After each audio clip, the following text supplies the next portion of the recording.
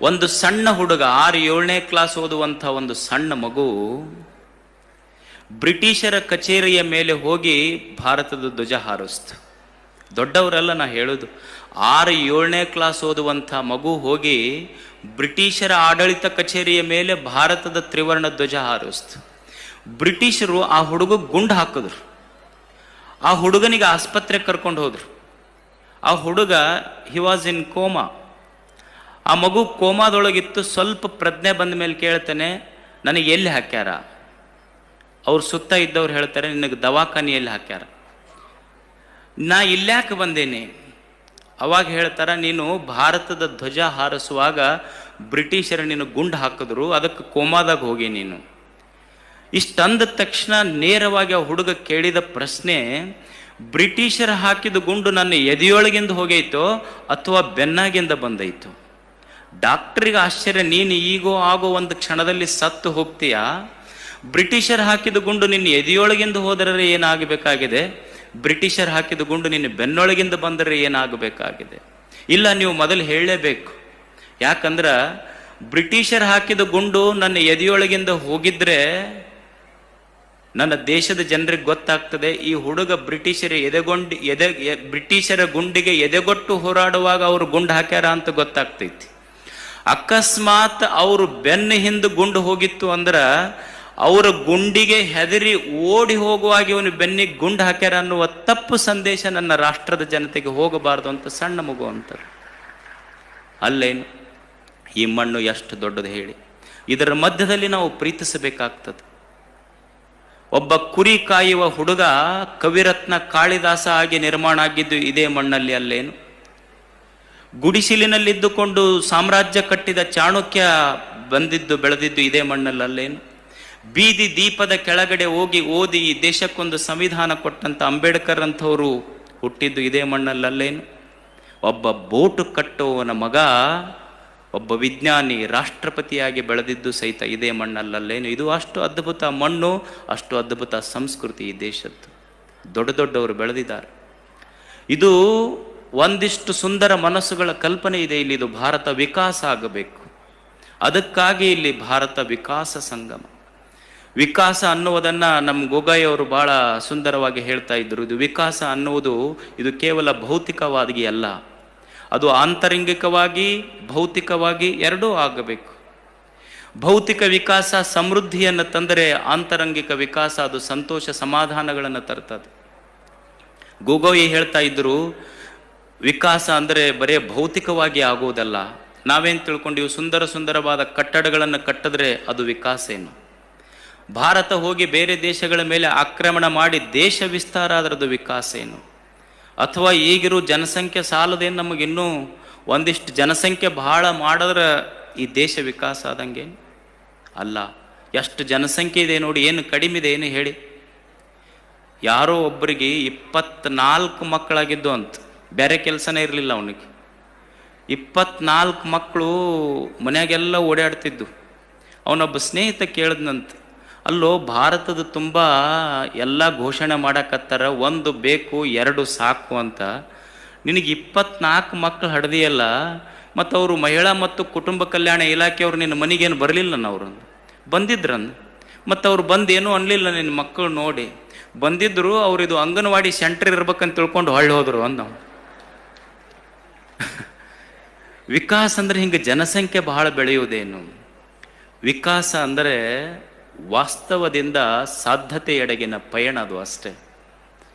ಈಗ ನೋಡಿ, ಒಂದು ಮೊಗ್ಗಿದೆ, ಅದು ಹೂವಾಗಿ ಅರಳಿ ಸುಗಂಧ ಬೀಸ್ತು ಅಂದರೆ ಅದು ವಿಕಾಸ. ಅದು ವಾಸ್ತವದಿಂದ ಸಾಧ್ಯತೆಯೆಡೆಗಿನ ಪಯಣಕ್ಕೆ ನಾವು ವಿಕಾಸ ಅಂತ ಕರಿತೀವಿ. ಈಗ ನೀವು ನೋಡಿ, ಒಂದು ಬೀಜ ಇರ್ತದೆ, ಎಲ್ಲ ಬೀಜಗಳಿಗೂ ವೃಕ್ಷವಾಗುವ ಸಾಮರ್ಥ್ಯ ಇರ್ತದೆ, ಆದರೆ ಎಲ್ಲ ಬೀಜಗಳು ವೃಕ್ಷ ಆಗುವುದಿಲ್ಲ. ಕೆಲವು ಬೀಜಗಳು ಮಾತ್ರ ಈ ಮಣ್ಣಿನ ಸತ್ವವನ್ನು ಹೀರಿ ವೃಕ್ಷವಾಗ್ತವೆ. ಬೀಜ ವಾಸ್ತವ, ವೃಕ್ಷವಾಗುವುದು ಅದು ಸಾಧ್ಯತೆ, ಅದು ಸಾಮರ್ಥ್ಯ, ಅದು ಪೊಟೆನ್ಷಿಯಾಲಿಟಿ. ಅದು ಬೀಜ ವಾಸ್ತವ, ವೃಕ್ಷ ಸಾಧ್ಯತೆ. ಅದು ಬಿಂದು ಎಲ್ಲೋ ಮಹಾಬಳೇಶ್ವರದ ಎಲ್ಲೋ ಬಿದ್ದಂಥ ಗುಡ್ಡದಲ್ಲಿ ಬಿದ್ದಂಥ ಒಂದು ಹನಿ, ಅದು ವಾಸ್ತವ. ಕೃಷ್ಣೆಯಾಗಿ ಮೈ ತುಂಬಿ ಹರಿತಾಳಲ್ಲ, ಇದು ಸಾಮರ್ಥ್ಯ ಇದು. ಬಿಂದು ಸಿಂಧುವಾಗುವ ಸಾಮರ್ಥ್ಯ ಇದು. ಸಿದ್ಧಾರ್ಥ ವಾಸ್ತವ, ಗೌತಮ ಬುದ್ಧ ಸಾಮರ್ಥ್ಯ ಇದು. ನರೇಂದ್ರನಾಥ ವಾಸ್ತವ, ವಿವೇಕಾನಂದ ಇದು ಸಾಧ್ಯತೆ ಇದು. ಕಗ್ಗೋಡು ಏನಿದೆ ಇದೊಂದು ಪುಟ್ಟ ಹಳ್ಳಿ, ಇದು ವಾಸ್ತವ. ಈ ಪುಟ್ಟ ಹಳ್ಳಿಯಲ್ಲಿ ಭಾರತೀಯ ಸಂಸ್ಕೃತಿಯ ದರ್ಶನ ಆಗಿದೆಯಲ್ಲ, ಇದು ಸಾಮರ್ಥ್ಯ, ಇದು ಸಾಧ್ಯತೆ, ಇದು ವಿಕಾಸ. ಇದು ವಿಕಾಸ ಸಂಗಮ. ಇದು ನೀವು ನೋಡಿ, ಯಾಕೆ ಮನುಷ್ಯನಿಗೆ ಇದು ಸ್ಪೆಷಲ್ ಕ್ವಾಲಿಟಿ. ನೀವೊಂದು ಟೇಬಲ್ ಇದೆ, table is just a table. Chair ಇದೆ, chair is just a chair. But child is a being. Table is a thing, but child is a being. Child is a process. ಒಂದು ಮಗು it is A ತಬುಲ ರಸ. ದಾರ್ಶನಿಕರಂತಾರೆ ತಬುಲ ರಸ. ಇದು ಅಂದರೆ ಅಗಮ್ಯ ಶಕ್ತಿಗಳನ್ನು ತನ್ನೊಡಲೊಳಗೆ ಇಟ್ಕೊಂಡು ತಾಯಿಯ ಗರ್ಭದಿಂದ ಒಂದು ಮಗು ಈ ಭೂಮಿಗೆ ಬರ್ತದೆ. ನೂರಾರು ವಿಕಾಸ ಸಾಧ್ಯಗಳನ್ನು ಅದರೊಳಗೆ ಅಡಗಿಸಿಟ್ಟಿದ್ದಾನೆ ದೇವರು. ಅಕಸ್ಮಾತ್ ಈಗ ನೋಡಿ, ಮನುಷ್ಯ ಬರೀ ಉಸಿರು ತಗೊಳ್ಳೋದು ಬಿಡೋದು ಹಿಂಗೆ ಒಂದು ದಿವಸ ಸತ್ತು ಹೋಗಿಬಿಟ್ರೆ there is no meaning in life. ನೀ ಬರೀ ಉಸಿರು ತಗೊಳ್ಳೋದು ಉಸಿರು ಬಿಡೋದು ಹಿಂಗೆ ಒಂದು ದಿವಸ ಸತ್ತು ಹೋದಿ ಅಂದರೆ it is called slow death. We should not grow old, we should grow up. That is ವಿಕಾಸ. ಅದು ವಿಕಾಸ. ಅದು ನಾವು ಮೇಲೆ ಬೆಳೀತಾ ಹೋಗಬೇಕು, ಎತ್ತರಕ್ಕೆ ಬೆಳೀತಾ ಹೋಗಬೇಕು, ಹೃದಯ ವಿಕಾಸ ಆಗ್ತಿರಬೇಕು. ಅದು ವಿಕಾಸ ಸಂಗಮ. ಅದು ಅಂಥ ಕಲ್ಪನೆಗಳನ್ನು ಇಟ್ಟುಕೊಂಡು ಇಲ್ಲಿ ಸಾವಿರಾರು ಜನರಿಗೆ, ನೂರಾರು ಜನರಿಗೆ ಪಾಟೀಲ್ಜಿ ಅಂಥವರು ಕೂಡಿಸಿದ್ದಾರೆ. ಈ ವಿಕಾಸ ಸಂಗಮದಲ್ಲಿ ಬಂದಂಥವ್ರು ಯಾರ್ಯಾರು ಗೊತ್ತೇನು? ಯಾವ ಹಾಲಿವುಡ್, ಬಾಲಿವುಡ್, ಸ್ಯಾಂಡಲ್ವುಡ್ಗಳ ಸ್ಟಾರ್ ಬಂದಿಲ್ಲ. ಇಲ್ಲಿ ಬಂದವರೆಲ್ಲ ವುಡ್ಡಿನಿಂದ ಬಂದವರಲ್ಲ, ಈ ಮಡ್ಡಿನಿಂದ ಬಂದಂಥ ಹೀರೋಗಳೆಲ್ಲ. ಇಲ್ಲಿ ಬಂದಂಥವ್ರು ಯಾರು ರೀಲ್ ಹೀರೋಗಳಲ್ಲ. ಇಲ್ಲಿ ಬಂದಂಥವರೆಲ್ಲ ರಿಯಲ್ ಹೀರೋಗಳಿಗೆ ಆಮಂತ್ರಣ ಕೊಟ್ಟಾರ. ಇದು ರಿಯಲ್ ಹೀರೋಗಳ ಆಮಂತ್ರಣ. ಇದು ಉತ್ಸವ, ವಿಕಾಸ ಸಂಗಮ. ಕಾಲಿಲ್ಲದ ಹೆಣ್ಮಗಳು ಮೌಂಟ್ ಎವರೆಸ್ಟ್ ಹತ್ತಿದ ಅರುಣಿಮಾ ಸಿನ್ಹಾ ಬಂದಿದ್ಲಿ. ಇಲ್ಲಿ ಕಾಲೇ ಇಲ್ಲ, ಮೌಂಟ್ ಎವರೆಸ್ಟ್ ಹತ್ತಿದಾಳೆ. ನಮಗೆ ಎರಡೂ ಕಾಲು ಚಲೋ ಅದಾವ, ಇನ್ನೂ ನಮ್ಮ ಮನೆ ಮ್ಯಾಳಿಗೆ ಸೈಲ ಹತ್ತಿಲ್ಲ ನಾವು ಒಂದು ದಿವಸ. ಕಾಲಿಲ್ಲದ ಹೆಣ್ಮಗಳು ಮೌಂಟ್ ಎವರೆಸ್ಟ್ ಹತ್ತಿಗೆ ಬಂದಿದ್ಲಿ. ಅಂಥವ್ರ ಸಂಗಮ ಇದು. ಸಿಂಧು ತಾಯಿ ಸತ್ಕಾಲ್, ಮಕ್ಕಳೇ ಇಲ್ಲ ಆಕೆಗೆ. ಸುಮಾರು ಸಾವಿರಾರು ಅನಾಥ ಮಕ್ಕಳನ್ನು ಕರ್ಕೊಂಡು ಬಂದು ಆಮಂತ್ರಣ ಮಾಡಿದ್ರು. ಬಂದಿದ್ಲ? ಆಕೆ ಬರುವಂಥ ವೇದಿಕೆ ಇದು. ಮಕ್ಕಳೇ ಇಲ್ಲ ಆಕೆಗೆ. ಸಾವಿರಾರು ಅನಾಥ ಮಕ್ಕಳನ್ನು ರೈಲ್ವೆ ಸ್ಟೇಷನ್, ಬಸ್ ಸ್ಟ್ಯಾಂಡ್ಗಳಲ್ಲಿ ಬಿದ್ದಂಥ ಮಕ್ಕಳನ್ನು ಕರ್ಕೊಂಡು ಬಂದು ಜೋಪಾನ ಮಾಡುವಂಥ ರಿಯಲ್ ಹೀರೋಗಳು ಇಲ್ಲಿ. ಆಕೆಗೆ ಮಕ್ಕಳಿಲ್ಲ, ಸಾವಿರಾರು ಮಕ್ಕಳ ತಾಯಿ. ಒಂದು ಸತ್ಯ ಈ ಜಗತ್ತರಿಬೇಕಲ್ಲ, ತಾಯಿಯಾಗದವಳು ಬಂಜೆಯಲ್ಲ, ತಾಯಿಯಾಗದವಳು ಬಂಜೆಯಲ್ಲ, ತಾಯ್ತನವನ್ನು ಅನುಭವಿಸಿದವಳು ಬಂಜೆಯಾಗ್ತಾಳೆ ಅನ್ನುವ ಸತ್ಯ ನಾವೆಲ್ಲ ಅರ್ಥ ಮಾಡ್ಕೋಬೇಕಾಗ್ತದೆ. ಚನ್ನವೀರ ಕಣವಿ ಸಾಲು ಮರದ ತಿಮ್ಮಕ್ಕನ ಬಗ್ಗೆ ಅಷ್ಟು ಸುಂದರ ಮಾತು ಬರೀತಾರೆ. ಸಾಲು ಮರದ ತಿಮ್ಮಕ್ಕನಿಗೆ ಮಕ್ಕಳಿರಲಿಲ್ಲ, ಗಿಡಗಳನ್ನೇ ಮಕ್ಕಳಂತ ತಿಳ್ಕೊಂಡ್ಲು. ಬಂಜೆ ಎಂಬ ಶಬ್ದದ ನಂಜ ಬಿಡಿಸಿದ, ಬಂಜೆ ಎಂಬ ಶಬ್ದದ ನಂಜ ಬಿಡಿಸಿದ ಅಮರ ತಿಮ್ಮಕ್ಕ ನೀ ಸಾಲು ಮರದ ತಿಮ್ಮಕ್ಕ ಅಂತ. ಬಂಜಿ ಅನ್ನುವ ಶಬ್ದದ ನಂಜ ಬಿಡಿಸಿ ಹೋಗ್ಬಿಡ್ತೀನಿ ನಿನ್ನಿಂದ ಅಂತ. ಅಲ್ಲೇನು ಅರುಣಿಮಾ ಸಿನ್ಹಾನಂತವರು, ಸಿಂಧು ತಾಯಿ ಅಂಥವರು. ಇಲ್ಲೊಂದು ಆಶ್ಚರ್ಯದ ಘಟನೆ ನಡೆದಿದೆ. ನೀವು ನೋಡಿ, ನಮಗೆ ದೇವರು 100 ಎಕರೆ ಜಮೀನು ಕೊಟ್ಟಾನ. ಆದರೂ ನಾವು ಅಂತೀವಿ 100 ಎಕರೆ ಜಮೀನು ಕೊಟ್ಟಾನ್ರಿ, ಒಂದು ಬೆಳೆನೂ ಬೆಳೆಯಕ್ಕಾಗಿಲ್ಲ ನಮ್ಗ ಅಂತ. 100 ಎಕರೆ ಜಮೀನಿದ್ರು ಒಂದು ಬೆಳೆ ಬೆಳೆಯಕ್ಕಾಗಿಲ್ಲ. ಆದರೆ ಇಲ್ಲಿ 1 ಎಕರೆ ಜಮೀನದೊಳಗೆ 100 ಬೆಳೆ ಬೆಳೆದು ತೋರಿಸಿದಂಥ ವಿಕಾಸ ಸಂಗಮ ಇದು. ಇದು ವಿಕಾಸ ಸಂಗಮ. ಈ ರೀತಿಯಾಗಿ ವಿಕಾಸದ ಕಲ್ಪನೆಯನ್ನು ಕಟ್ಟಿದವರವರು. ಅದಕ್ಕಾಗಿ ಇದು ಭಾರತ ವಿಕಾಸ ಸಂಗಮದ ಮೂಲಕ ಮಾತೃ ಸಂಗಮ, ಧರ್ಮ ಸಂಗಮ, ಕೃಷಿ ಸಂಗಮ, ಯುವ ಸಂಗಮ, ಇಂದು ಗ್ರಾಮ ಸಂಗಮ. ಇದು ಹಿಂದಿನ ನಮ್ಮ ಹಿರಿಯರೆಲ್ಲ ನಂಬ್ಕೊಂಡು ಬಂದಿದ್ದೇನು? ಗ್ರಾಮೋದಯವೇ ರಾಷ್ಟ್ರೋದಯ ಅಂತ.